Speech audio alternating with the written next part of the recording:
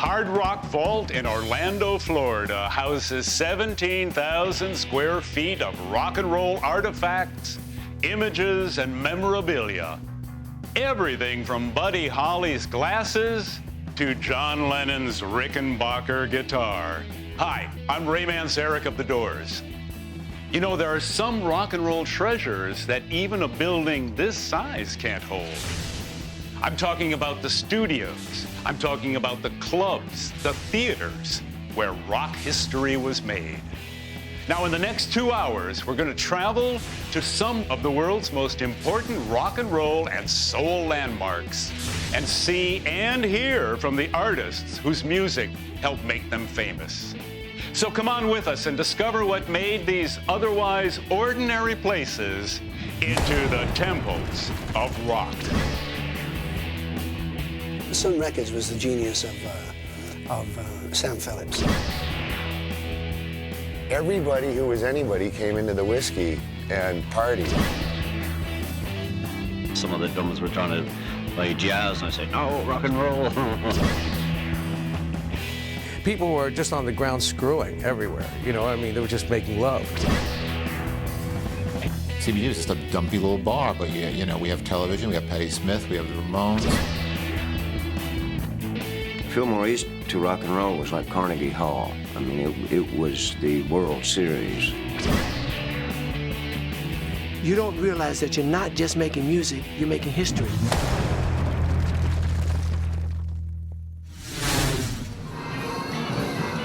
Beale Street in Memphis is recognized as the home of the blues, and many consider Memphis to be the birthplace of rock and roll.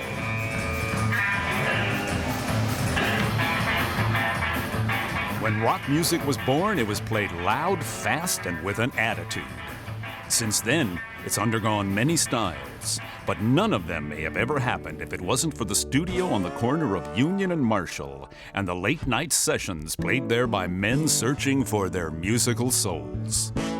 Sun Studio to me is kind of like Gettysburg, you know, less bloody, but when you're at Gettysburg, and Gettysburg is like, you know, haunted, and I'm not a big guy for ghosts and goblins, but Gettysburg's haunted. And there's certain places in the world, in America, that are just haunted. The spirits are there, and Sun Studios is one of those.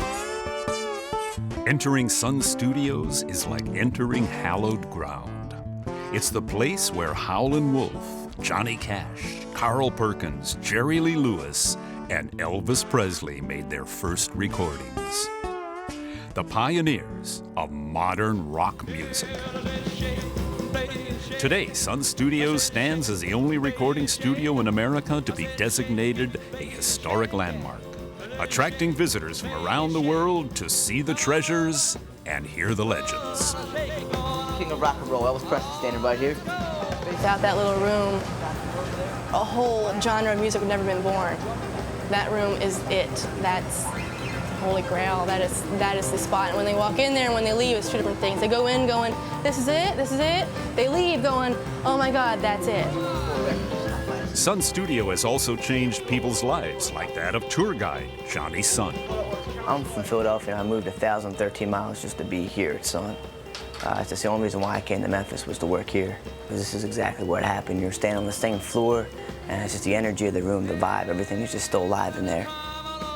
Also migrating to Memphis were the musical influences that helped develop rock and roll at Sun Studio. Rolling in over the Arkansas plains was the sound of Western swing. Riding up from Mississippi came gospel and the blues. And from the east, you could hear the twangs of the Grand Ole Opry. With blues and country music mixing in the Memphis air, a young recording engineer set up shop at 706 Union Avenue. There he worked and he waited until one day a new sound called rock and roll was delivered right to his front door. That young engineer's name was Sam Phillips, and his story is the story of Sun. Sun Records was the genius of Sam Phillips. There's no doubt about it. Well, Sam Phillips just had this ear for music that made things happen that wouldn't have happened otherwise. Sam Phillips, you know, was like this enlightened capitalist visionary. You know, because he wasn't there, you know, he wasn't getting a government grant to do this, you know. Sam Phillips wanted to make some money, right? But he wanted to make money on his own terms. A genius. Changed the face of music forever.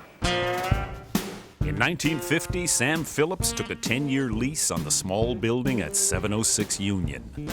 There he opened the Memphis Recording Service. Their motto, we record anything, anytime, anywhere.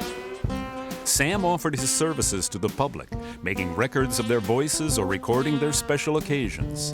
His real passion was recording local blues artists like Howlin' Wolf, Rufus Thomas, and a young B.B. King.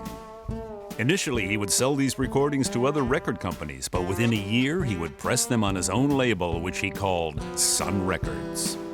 Sam knew, however, to make a real impact in the music business, he'd have to come up with something new. What Sam wanted was to be able to find a white man, an appealing white man that could sing like a black man. Sam's wish walked into his front office on a hot July afternoon. Though he wasn't there, his assistant, Marion Kiesker, was. She greeted the young man who stood in front of her holding an old guitar. The young man asked if he could make a record for his mama. Marion asked him for his name, and he replied, "Ma'am, my name is Elvis."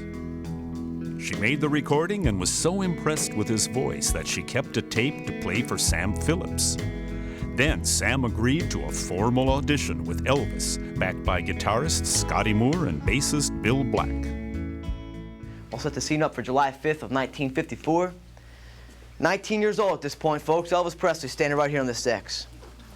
Sam Phillips will be more comfortable and relaxing for Elvis, not to watch him recording, but to watch his band, so that's why he's standing right here. On that X right there was Scotty Moore playing electric guitar.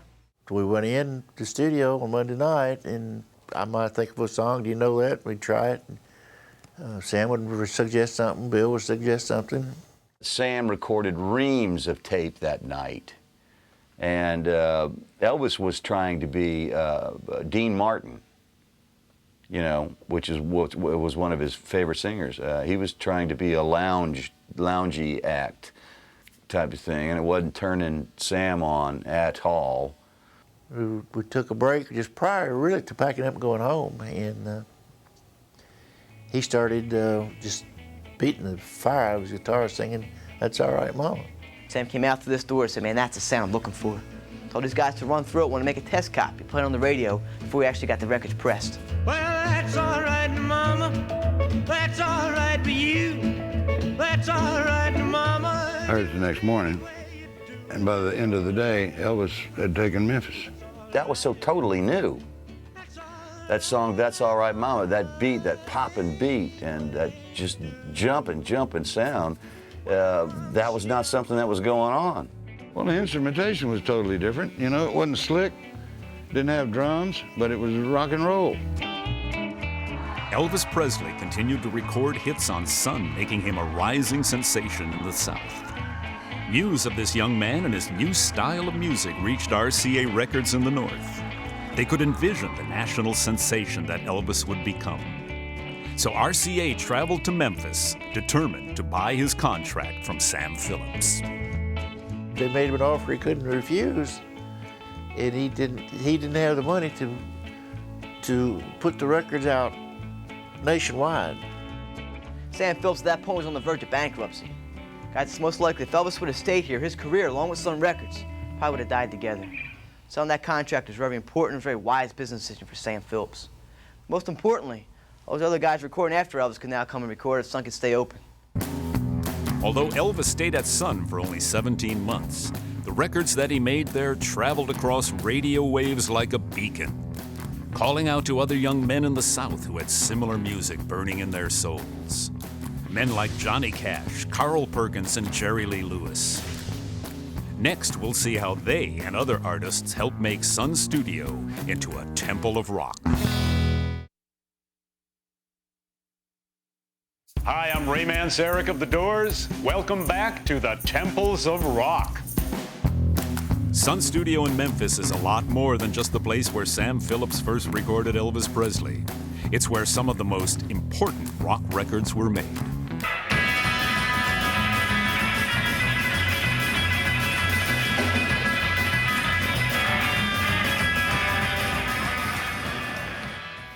Sun Studio today offers guided tours of their historic site by day while continuing to be a functioning recording studio at night.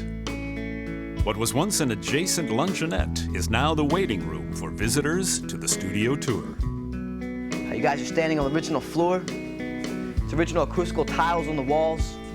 It's original acoustic baffling up there on the ceiling. Sun's rich history has not only drawn tourists, it's attracted many rock celebrities as well. I went there in the late 70s.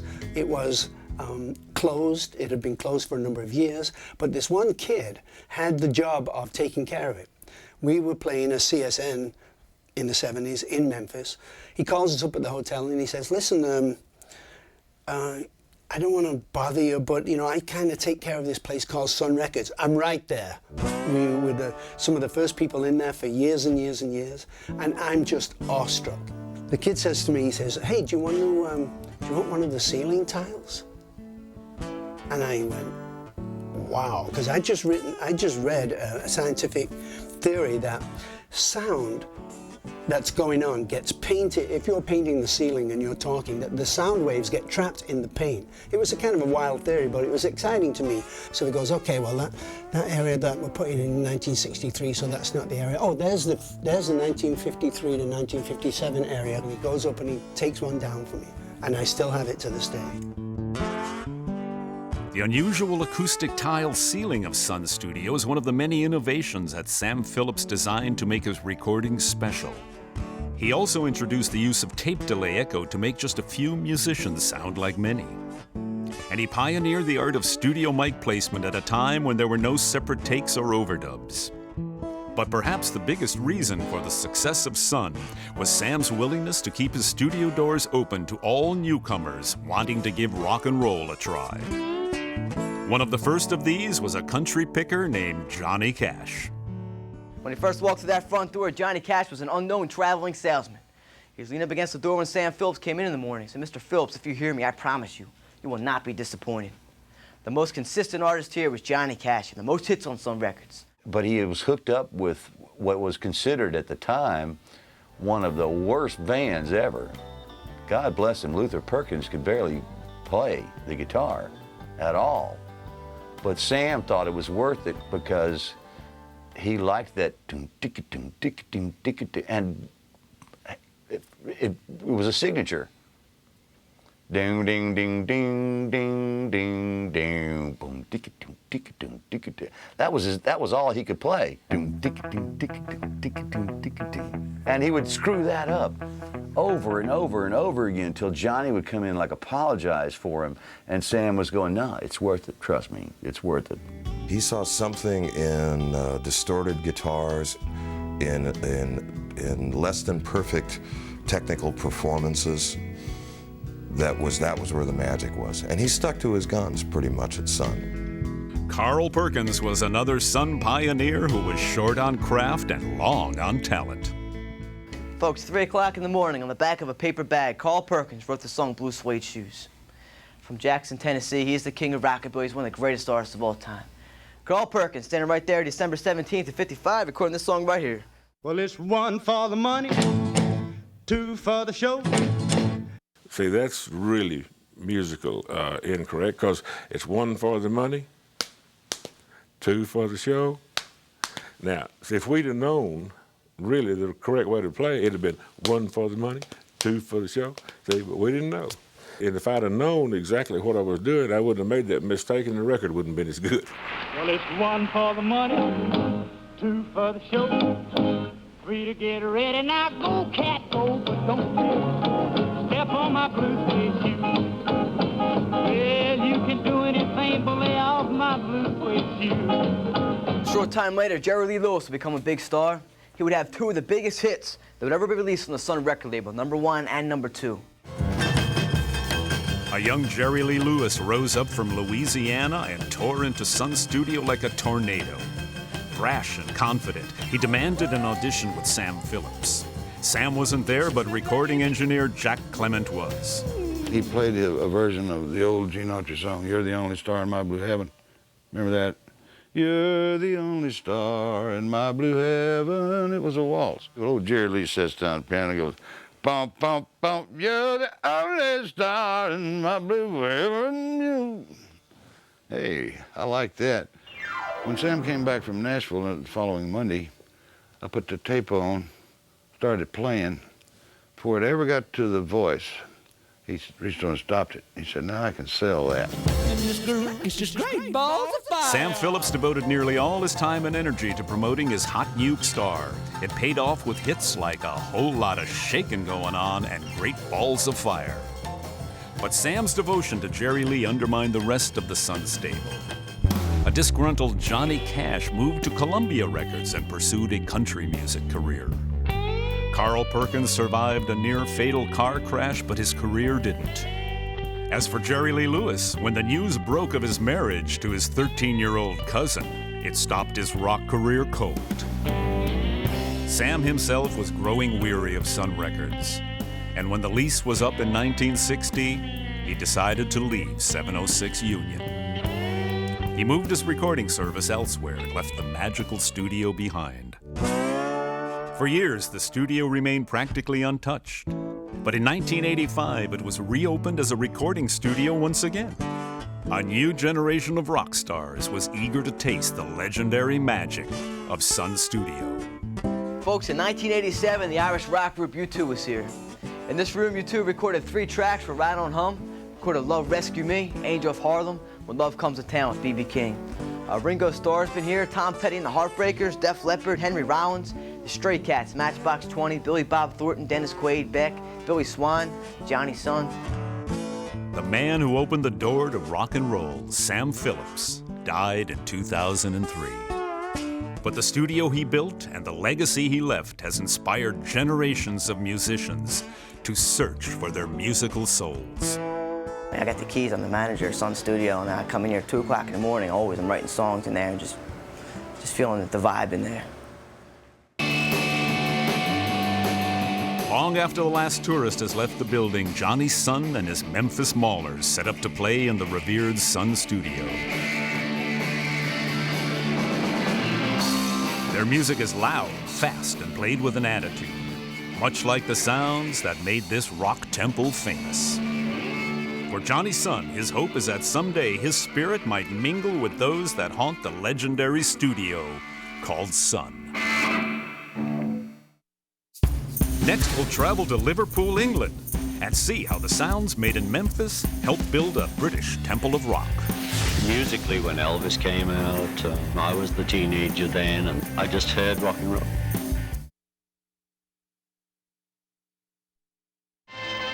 There are rumors around that this is Britain's revenge for the Boston Tea Party. 3,000 screaming teenagers are at New York's Kennedy Airport to greet, you guessed it, the Beatles. Before the Beatles became a worldwide pop phenomenon, they were only one part of a revolution brewing in the port town of Liverpool, England. Young musicians there absorbed the sounds coming from America and were about to embark on an invasion that would change the world of music. The headquarters for this operation was a small, dark, subterranean club called the Cavern. The Cavern was an old fruit warehouse right in the centre of Liverpool. When channeled through these 3 narrow brick tunnels which constitutes the Cavern at the time, the sound was phenomenal. One way in, a narrow staircase, only one way out. A disaster waiting to happen. The atmosphere, the sheer heat, the sheer smell actually, all contributed to this legendary Cavern ambience. Lots of frenzy, lots of screaming girls, lots of high energy rock and roll, lots of sweat.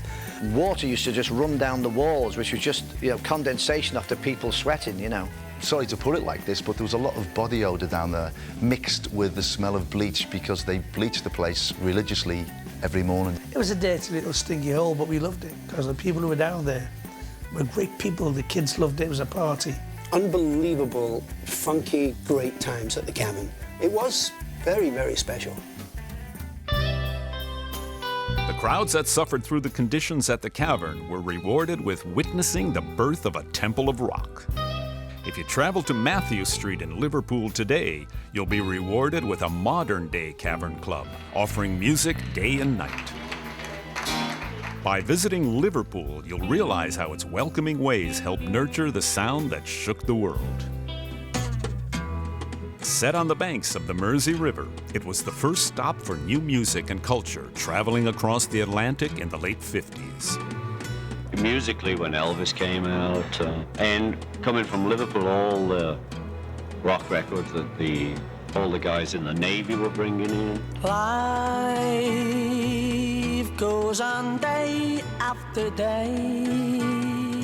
Any seaport has more music than anywhere else. So we started playing music from all over the world. So ferry, cross the Mersey, 'cause this land... But before these new sounds arrived in England, the Cavern had firmly established itself as a jazz cellar.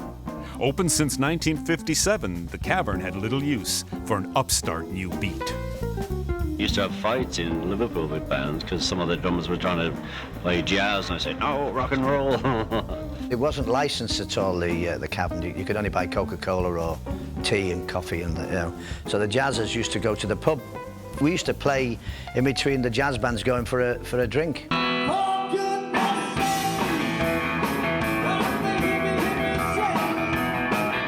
Once rock and roll was played on the stage of the Cavern, there was no looking back.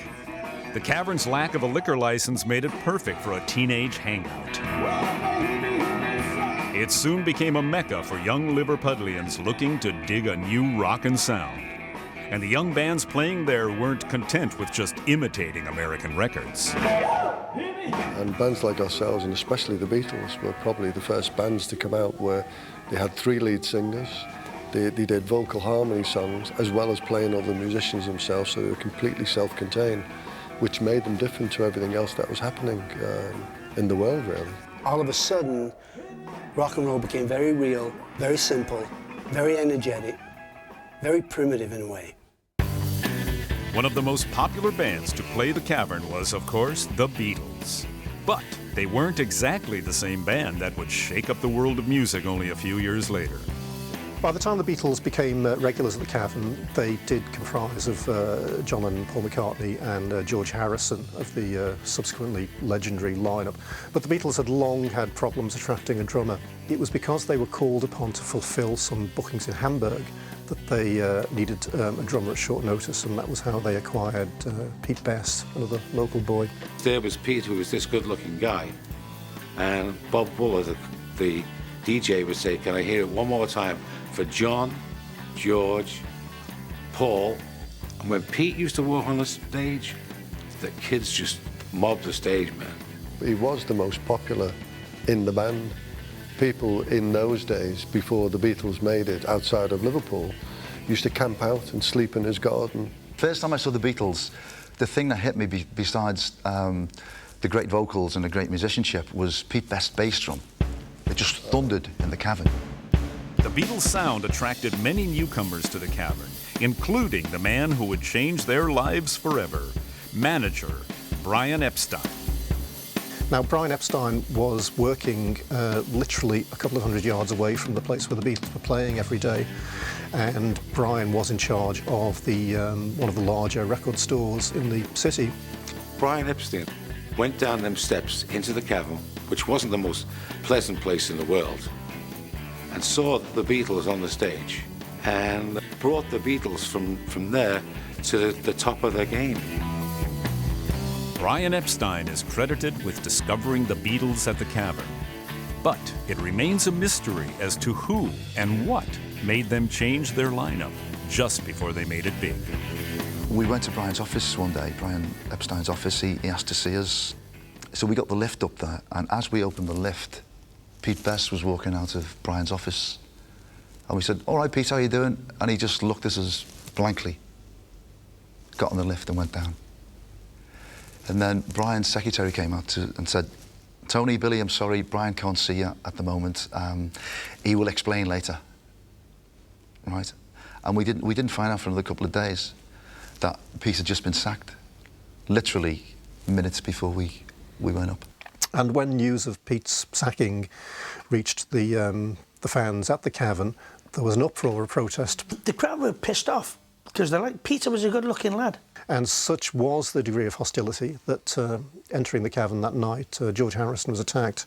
We were there, actually, at the Cavern when Ringo's first show. But George didn't play because he had a black eye. Somehow they picked on George, said it must be your fault, so somebody punched him in the eye. George got the punch, yeah. And in some of the Beatles' very earliest publicity shots taken at the time that they began their recording career, you can actually still see the remnants of a black eye on George Harrison's features. I don't think it came up to the drumming ability. I think it was the look. It took a long time for them to accept Ringo. In fact, they never really accepted Ringo, not people in Liverpool. It was only when it went worldwide that, okay, he then became a Beatle. The Beatles left Liverpool and the Cavern in 1963. They were whisked off on a flight to stardom that they never could have imagined. But for all their worldly success, it just may be that their best performances were left behind at the Cavern. I believe the best I ever heard the Beatles, and I did a lot of shows with them, was at the Cavern. There was nobody screaming and nobody going crazy, and you could really appreciate what they were all about. The Cavern continued on without the Beatles, featuring many of the best bands Britain had to offer. But in 1973, plans for a new underground railway ran right through the Cavern, and the buildings on top of it were demolished, closing the original site forever. Spurred by John Lennon's death in 1980, Liverpool regained interest in their favorite sons and opened the new Cavern Club in 1984. Built adjacent to the original, it used original Cavern bricks for its arches and its stairwells. Once underground, it's very much like it was in the 60s, except now they serve beer as well. Audiences travel the world over to see this temple of rock, and bands like this one from Argentina are thrilled to have the chance to play on its stage. Visiting the Cavern today is like taking a trip back in time. It's actually been open longer than its predecessor. So we now face the same problems. The smells are coming back, and you should come in some mornings. It's something else. One new addition is a larger side stage for headlining musicians. That's where Paul McCartney returned to play a historic Millennium concert. His stamp of approval certified this new space as a true rock temple. And what of the other Cavern alumni?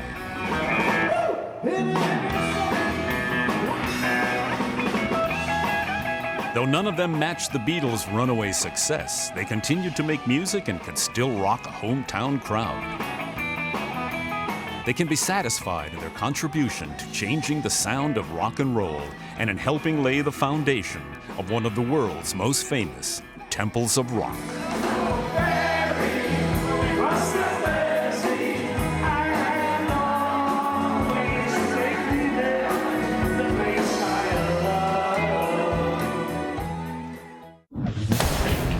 Coming up, we'll travel to New York's temple of punk rock, CBGB. Blondie was just a lightweight pop band, and no one really cared about them at all. Rock and roll started in back alleys and small clubs, but by the mid-70s, top rock acts were filling stadiums and arenas. And their music? Well, it was often overshadowed by spinning drum sets, never-ending bass solos, and outrageous costumes. Meanwhile, young unknown bands were looking to capture rock's early arrogance and energy. All they needed was a place to play. That place was located in New York City, a club with the mysterious name of CBGB. We'll find out what that means later. But first, let's hear what made this downtown temple famous. Well, it's kind of like an icon. It hasn't changed since I've been 13, especially like bathrooms. This is where it all started, the whole punk scene, and it's just so many rock bands started out their careers here. It's just, you know, rock history right here, just in this building. CBGBs to me represents a certain quality of music that's just, you know, timeless. Well, it may be too soon to tell if the music now played at CBGB will one day be called timeless.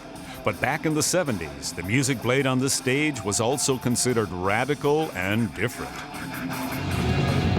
I don't need anyone, don't need dead. Don't need no pretty face.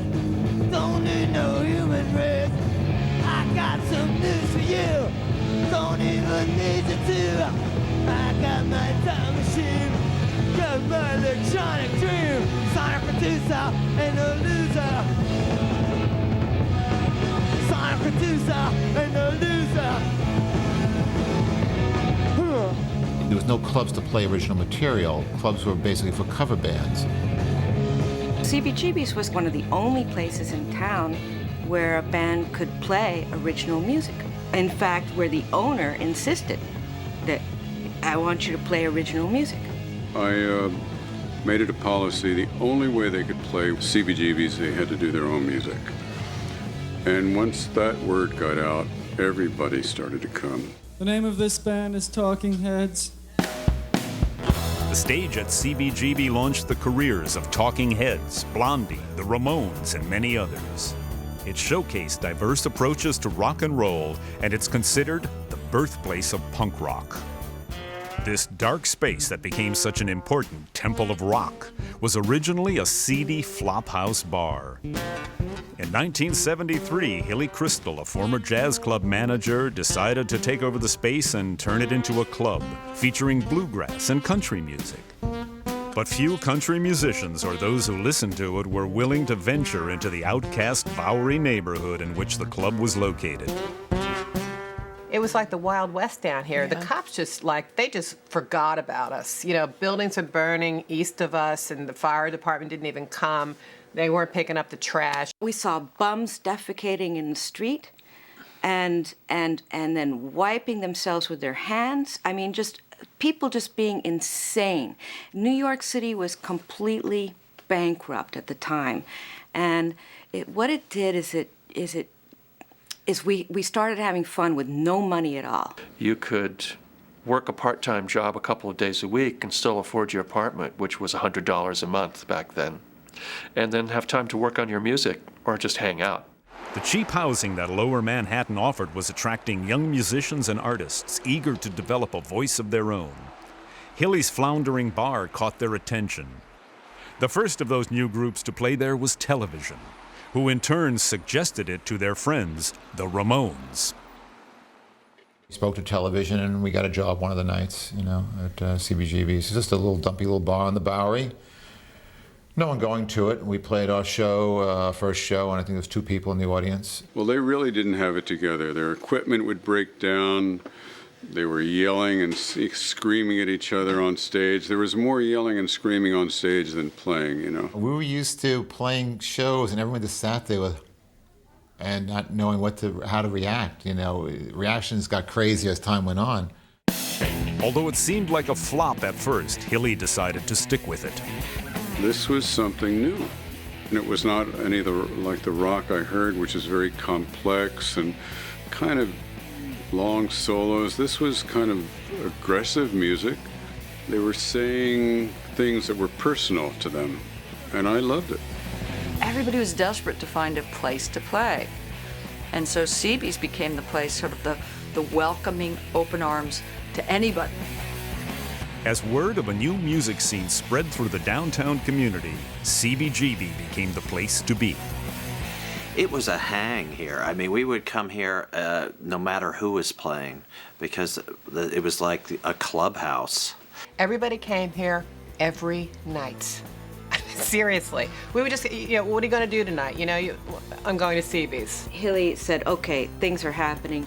He realized the acoustics in here were perfect, and he didn't want to ruin that. So he didn't put up any kind of decor. He didn't change a thing. It was grotty. It was grungy. And it was perfect. Hilly had dogs. He had these Weimaraners, is that what they?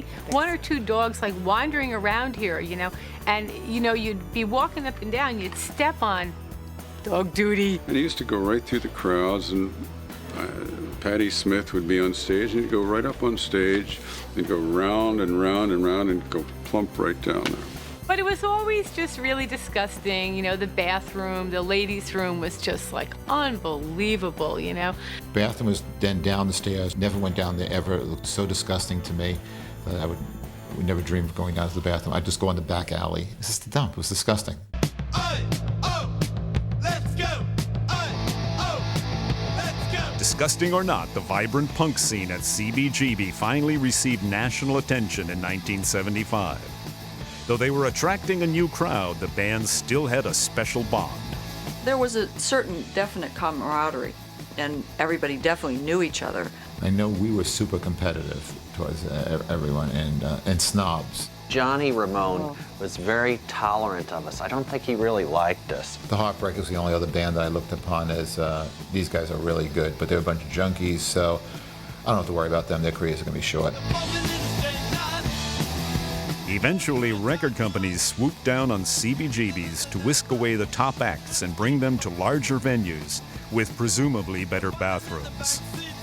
Although the excitement of the punk scene peaked by the 80s, CBGB has never stopped presenting new bands and original music. It's not really changed much since about 1978. All the neon lights are the same.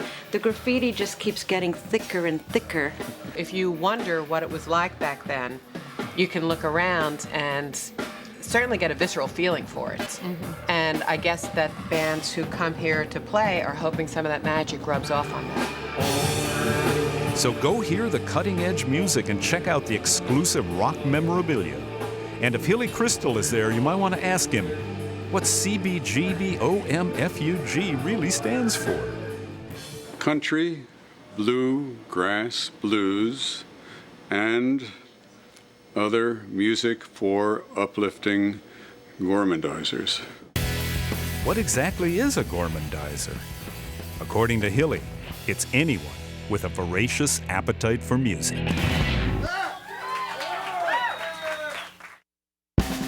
Next, we head to LA's Sunset Strip, where I'll tell you about the night the Doors got fired from the Whisky A Go Go. He says, "Father, I want to kill you." And I thought, oh my God, Jim, don't do it. No, please don't do it.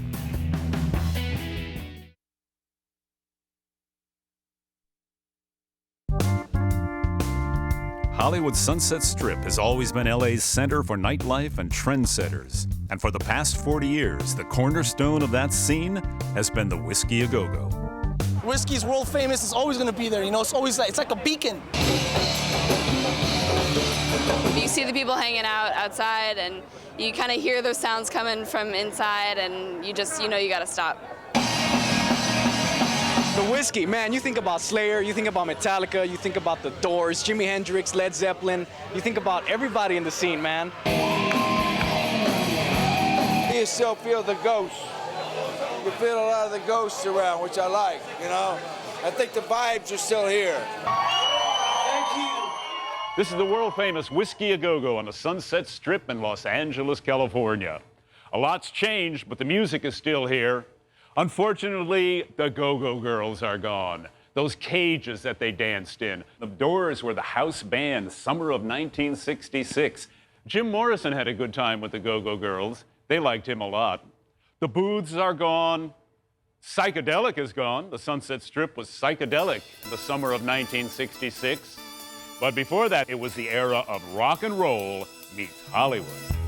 And here's the world-famous Whisky A Go Go on the Strip. A favorite dancing spot for both the mods and movie stars who want to get it on.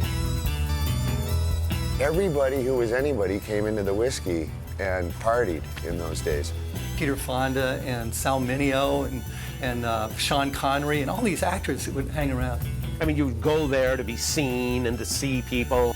There's an amazing convergence of attitudes and people. And it was just a wild scene. The Whisky A Go Go opened in January of 1964 as America's first discotheque. Female DJs played records in a booth suspended high over the dance floor. Their elevated gyrations earned them the name Go-Go Girls. Live music was provided by a young R&B cover artist named Johnny Rivers. He played rock and roll and blues songs to a dancing, drinking-age crowd. Nothing like this had ever been seen on the Sunset Strip.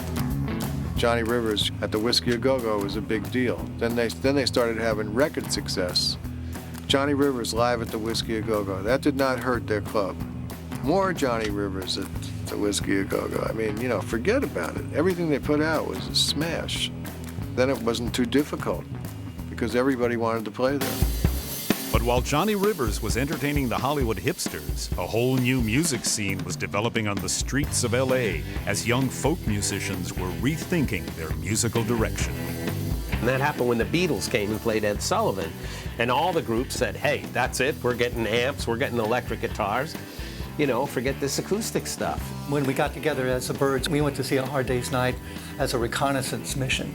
And we checked out all Ludwig drums, okay, check, you know, Gretsch guitar, check. And then there's this weird guitar that looks like a 6-string, but then George Harrison turned sideways and it had 6 other pegs sticking out the back. And it was a 12. And I went, I played 12. I went, I gotta get one of those. So we did. We got an electric Rickenbacker 12-string, and that was what made the sound. They called it the jingle jangle sound after that. The Byrds were the first of the new LA bands to play at the Whisky. The Sunset Strip turned from hipster to hippie almost overnight. Young LA bands like the Buffalo Springfield, Frank Zappa's Mothers of Invention, and my own band, The Doors, all got nightly exposure there, opening for national headliners. What made the Whisky A Go Go such an important temple of rock was its role as a launching pad for all this new talent.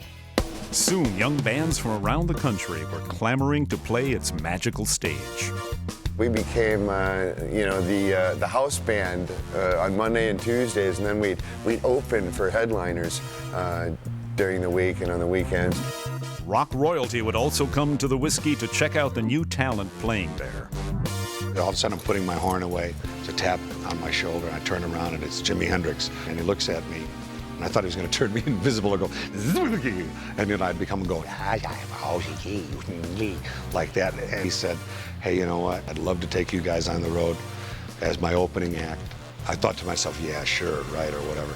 So the next thing I know is we're on the road, opening up for Jimi Hendrix in every basketball arena in the country, and all we knew was basically bars. It's easy to forget that the classic acts we know today weren't always famous.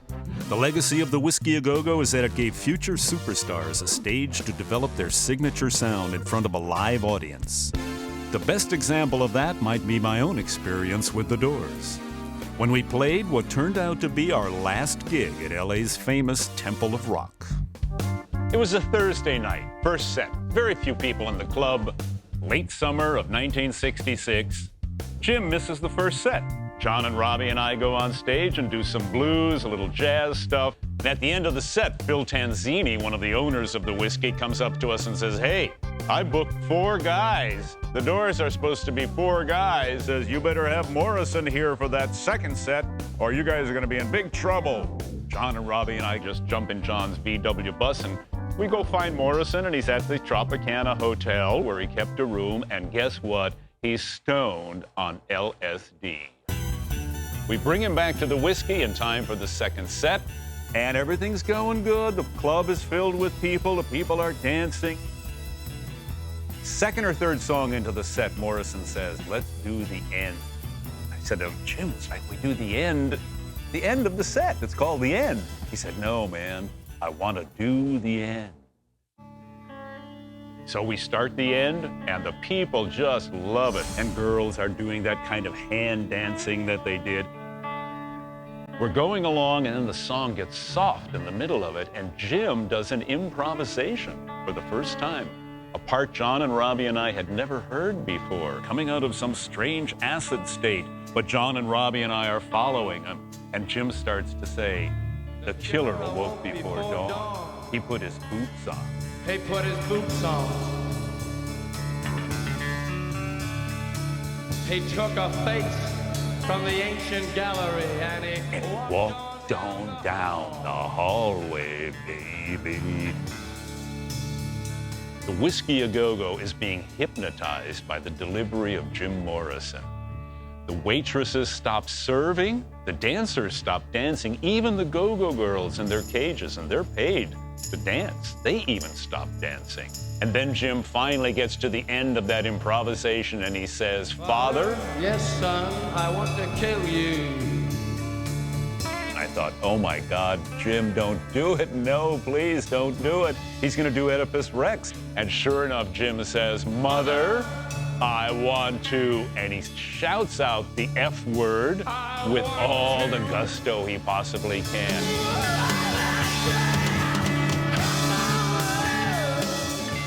John and Robbie and I assault our instruments and the frozen Whisky A Go Go comes back to life. We play the set and we get off the stage and people are just mesmerized, screaming, loving the whole thing, except for Phil Tanzini, who rushes upstairs and says to us, "You, Morrison, are the filthiest guy on this planet. You can't say that about your mother. Not on the stage of the Whisky A Go Go. You're fired." Wisely, Robbie says to him, "Phil, it's a Thursday night. You want us to play the weekend or are we fired right now?" And Phil says, oh yeah. You know, you play the weekend, you're fired on Sunday. And that was it for the Whisky A Go Go. This is the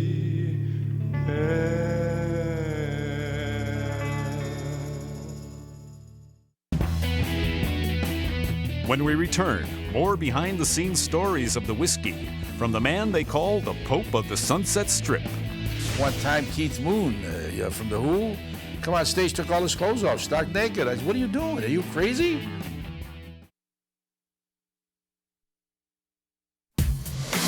Hi, I'm Ray Manzarek of the Doors. Welcome back to the Temples of Rock. The Whisky A Go Go was key to the development of the Los Angeles music scene. But where did the idea come from, and who were the men who started it? Two guys, cops in Chicago. Names are Mario Maglieri and Elmer Valentine. The fella that got the name Whisky A Go Go was Elmer Valentine, which used to be a partner here, and he started this whiskey in 1964. So they go to Paris, France, and they see this club there, the Whisky A Go Go, with girls in cages dancing, and they say, "This is what we should do in L.A." Elmer was in France at the time, and he got this idea in Paris, in France, and he brought it back here. And that's how the Go-Go girls got started in the cages here. Mario sort of became the dominant businessman over the years. He's a tough MF with a heart of gold. I talk some of these rapper groups, I said, "Why do you want to be a mean guy? Why do you want to be like that? You know, you fight that guy over there, you know what's going to happen? You're not going to win, he's not going to win. You're both going to jail. So why do you want to do it?" And you just keep preaching. I feel like a priest sometimes. If the Whisky A Go Go is LA's sacred temple of rock, then Mario Maglieri is certainly its high priest. I had one guy, Jack Sidney, poor guy died. I mean, he was drugged out. He wanted to write a book about the Pope of Sunset Strip. I was supposed to be the Pope. That's so many stories. So many stories that I've got that's not even funny. The story behind the whiskey is the rare tale of overnight success. It came on the scene when music and pop culture seemed to dominate everything else. The world was definitely ready to go a go-go.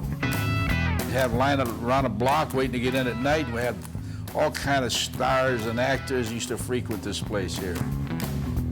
God, I remember Ava Gardner in the middle booth, and one of the partners here, Phil, he says, "Who's that broad in that booth?" I said, "It's Ava Gardner." Yeah, tell her to get out of my booth.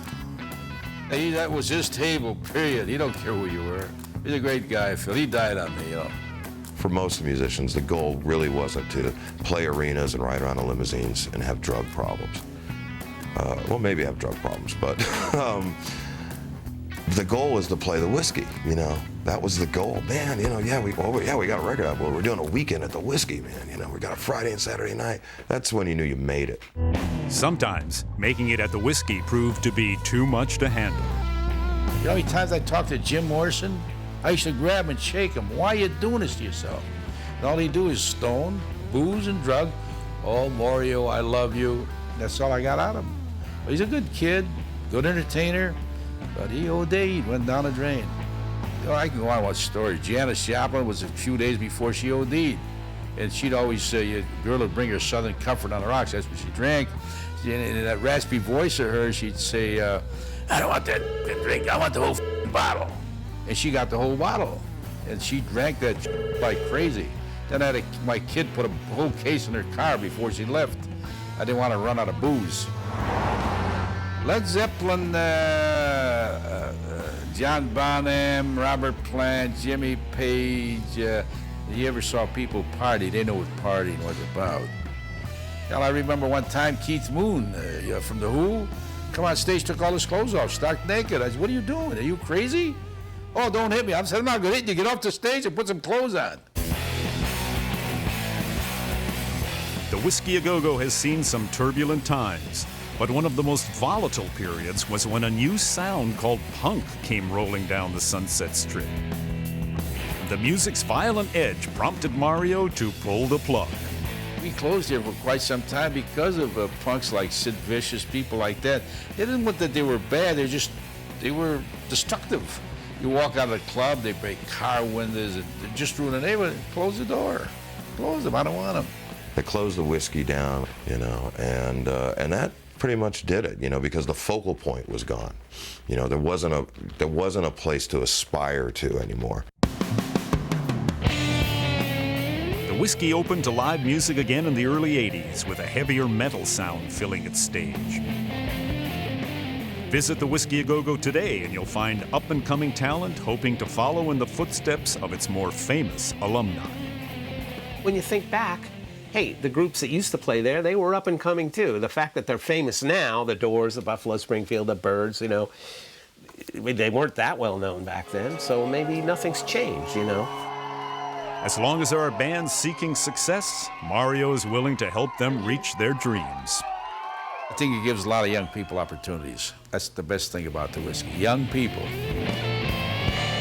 I'm going to do the same thing I'm doing here till the day I die. Rock and roll.